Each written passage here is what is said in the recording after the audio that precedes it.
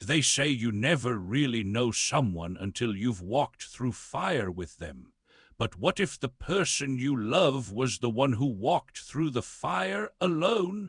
What if all you could do was hold their hand when they finally stepped out of the smoke? That's who Ellie was when I met her, a girl made of quiet strength and hidden wounds. A woman who had survived things most of us could never imagine and chose every single day not to let those horrors define her. This isn't just a story about abuse or pain. It's a story about love, about redemption, about a kind of strength that most people never see because it lives in silence. I met Ellie when she was 17.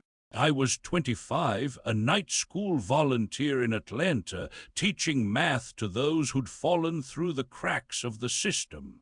I noticed her right away, not because she was loud or demanding, quite the opposite. She was the quietest person in the room, but somehow the one who stood out the most. Her posture was perfect, her work impeccable. She never asked questions, never wasted time, but her eyes told a different story. They were the eyes of someone who didn't just grow up too fast. She'd been forced to grow up to survive. She was often accompanied by two younger girls, Betty and Sarah, her sisters. She later told me she never left them alone. Wherever Ellie was, they were within reach. It took weeks before she said more than a thank you. It took months before she smiled. And it took a full year before I heard her story, not all at once. Just small pieces told through tears, silence, and a voice that trembled with both pain and courage. Ellie had been abused by her own father. From the time she was 12, he had used her silence, her fear, and the respect of an entire town to keep her under his control. He was a man with power, a business owner, a churchgoer. To the outside world, Walter Johnson was a model citizen, but behind closed doors he was a predator. Her mother was sick, mentally broken by years of gaslighting and trauma, numbed by medication, locked in a world where facing the truth was simply too painful. Her grandmother told her to just learn to deal with it. Her teachers turned away. Her priest told her to pray harder, and her friends, she didn't have any. Ellie had learned that opening up only invited more danger, so she endured. Until the night she found her father standing in the doorway of the room she shared with her 7-year-old sister Sarah, looking at her the same way he once looked at Ellie. That night she made a choice. At just 16 years old, Ellie decided her father had to die, but Ellie didn't kill him. Not with a knife, not with poison, not with fire. She used the only weapon she had, his secrets. Working in his store, she had access to his accounting records. Over time, she realized he wasn't just abusing his daughters, he was also stealing from dangerous people. There were 2 sets of books. One for the public and one hidden beneath the floorboards. He owed money to a man named Johnny Marks, a loan shark with a reputation for settling debts violently. Ellie exposed him. She wrote an anonymous letter. She detailed the fraud, the double books, the fake invoices, the secret bank account in Birmingham, and then she waited. 3 days later, her father was found dead in the storeroom. The cause? A robbery gone wrong, they said. No one investigated. No one questioned. Maybe the town knew. Maybe they didn't want to know. Ellie gathered her sisters, collected the life insurance payout, one of the few things her father ever did that benefited someone other than himself, and moved them to Atlanta. She was 17, Betty was 15, Sarah just 7. They started over from scratch. That's where I came in.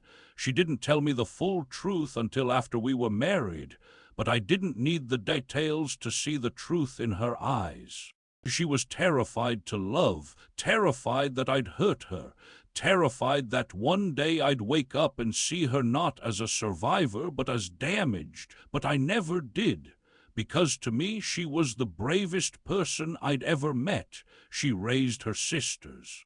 She worked 2 jobs. She studied at night. She never complained. She never asked for anything.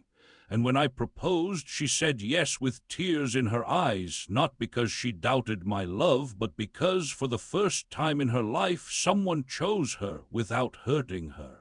Ellie became a teacher. She was the kind of teacher who noticed the quiet kids, the ones with sudden changes in behavior, the ones who didn't want to go home after school. She saw herself in them.